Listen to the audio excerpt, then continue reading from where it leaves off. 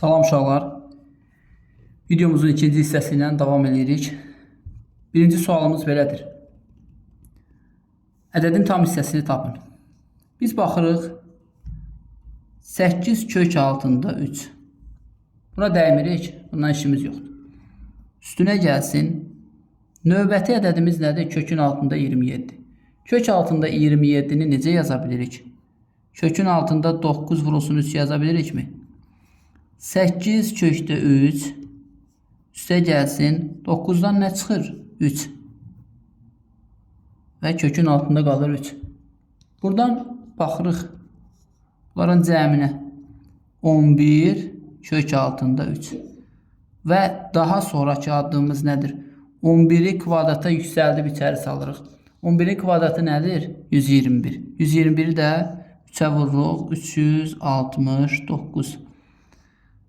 Baxın, bu ədədin tam hissəsini istəyir. Biz bilirik ki, kök altında 324-dən nə çıxır? 18 çıxır və 19 artıq 361-dən başlayır. 361-dən 19 çıxır və artıq 400-dən də çıxır 20. Demək ki, bu ədəd 19 və 20'nin arasındadır. Bu ədədin tam hissəsi nədir? 19'dur. Demək, bizdən tələb olunan ədədin tam hissəsi olacaq 19. İkincisi də eyni qayda ilə diqqət eləsək, burada 4 kök altında 5, 4 kökün altında 5 üstə gəlsin. Kökdə 125, 25 vur 5 kimi yazsaq 5 çıxır kökdən, içəridə qalır 5 və olur 9 kök altında 5. Bunu da eyni qaydada içəri salsaq 45, 45 vurulsun demək 9 başlayın 45 yox 81, 81 vurulsun 5 405 edir. 405 400'dən böyükdür. Yəni 20'dən böyükdür və 21'dən kiçikdir. 20 ilə 21 arasında yerləşirsə bunun tam hissəsi 20'dir. Ədədin kəsr hissəsini tapın. Kəsr hissəsini tapın. Burada yenə kökə salırıq. 4 kvadrata yüksəlir 16 vurulsun 3 bərabərdir kökün altında 48. Bu 48 36 ilə nəyin arasında yerləşir? 36 ilə 49'un arasında. Yəni 6 və 7'nin arasında yerləşir. Demək ki, bunun da tam hissəsi olacaq 6. Amma burada tam hissə istəmir. Kəsr hissə istəyir deyə biz yazarıq ki 4 kökdə 3 çıxılsın tam hissə. Ədəddən onun tam hissəsini çıxdıq. Həmin ədədin kəsr hissəsini verdi bizə. Və növbətisində də kökdə 50 olacaq. Kvadrata yüksəldib içəri saldıq və bu da bizə verəcək nə? Kökdə 50 yenə tam hissə burada 7'dir artıq. Kökdə 50 çıxılsın 7 və yaxud 5 kökdə 2 çıxılsın 7 kimi də yazarıq. Keçdik növbəti sualımız. Növbəti sualımız artıq bu qayda ilədir. Baxın, kök altında 13 üstə gəlsin 3. Bu ədədin kəsr hissəsini istəyib.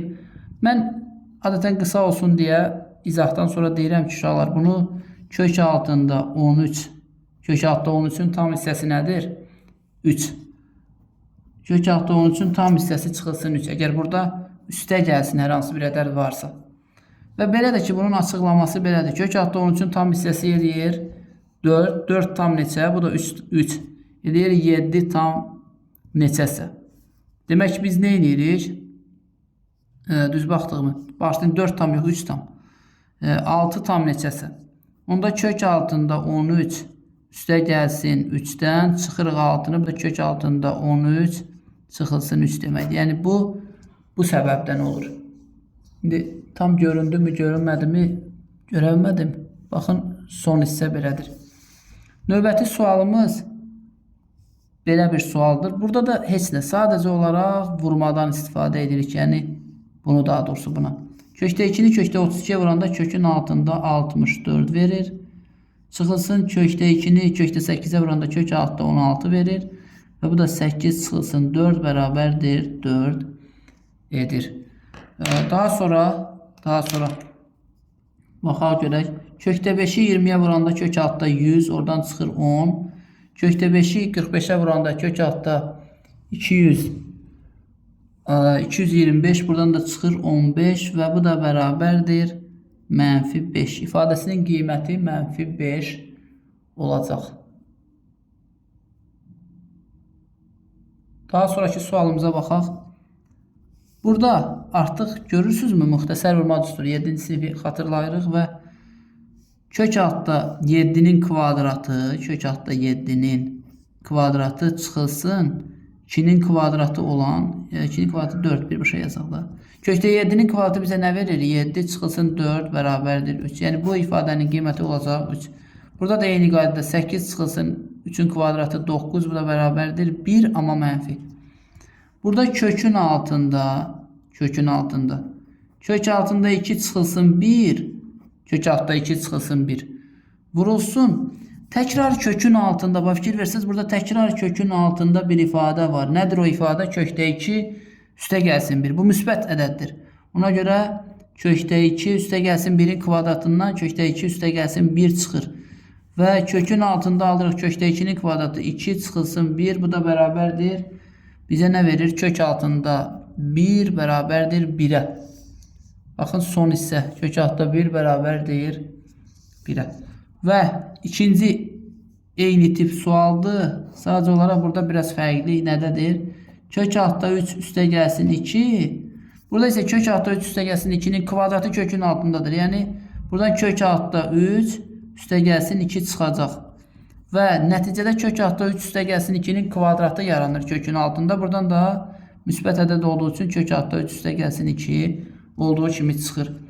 Növbəti sual. Kvadrata yüksəltməklə hər ikisini müxtəsər vurma düsturundan açırıq. Kökdə 5-in kvadratı eləyir 5. Kökdə 3-ün kvadratı eləyir 3. Hasilin 2 misli eləyir 2 kök altında 15. Üstə gəlsin yenə kökdə 5-in kvadratı 5. Kökdə 3-ün kvadratı 3. Bu dəfə fərq çıxılsın 2 kök altında 15. Və 2 kök altında 15, bağışlayın. 2 kök altında 15 burada müsbətdir. Hər ikisi gedir. Və bu da bərabərdir 8 buradan oldu 16. Burada eyni tip sualı tənli ilə vermişik. Baxın tənlik. 4.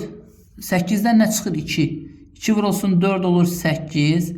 8 kökün altında 2x. Burada da çıxılsın 3 kökün altında 2x bərabərdir 1-ə.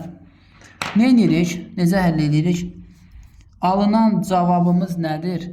5 kök altında 2x bərabərdir 1.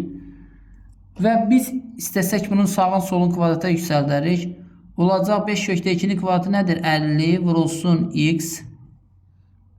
50 vurulsun x. Kökdə x-dən x çıxdı. Bərabərdir 1-ə.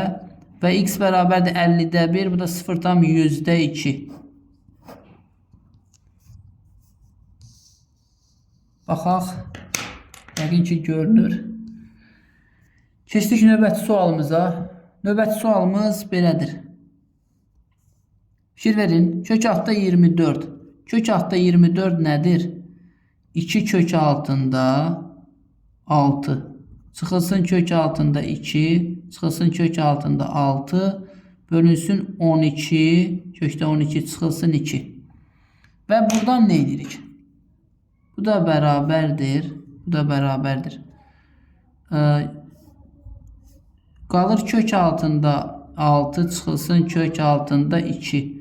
Və diqqət eləsək aşağıda da 2-ni kök altda 2-nin kvadratı kimi yazsaq və buradan kök altda 2-ni çıxartsaq kökdə 6 çıxılsın kökdə 2 alarıq. Kökdə 6 çıxılsın kökdə 2 hissələri getdi və bərabərdir 1 bölü daha vuruqları 1 bölünsün kökdə 2. Bu da bu ifadənin sadələşməsi. Sonra kəsri ixtisar edin. Fikir versəz, sürətdən də məxrəcdən də kökdə 3-ü çıxartsaq. Qalacaq kökdə 5, çıxılsın, üstə gəlsin kökdə 2. Aşağıda kökdə 7-ni çıxartsaq, qalacaq kökdə 5, üstə gəlsin kökdə 2. Və bunlar artıq ixtisar olunur. Qalır kök altında 3 bölünsün 7. Sonra burada kvadrata yüksəldərik və yaxud aşağıdakını baxarıq, oradan yazarıq. İndi buradakı Birinci məxrəcə baxaq.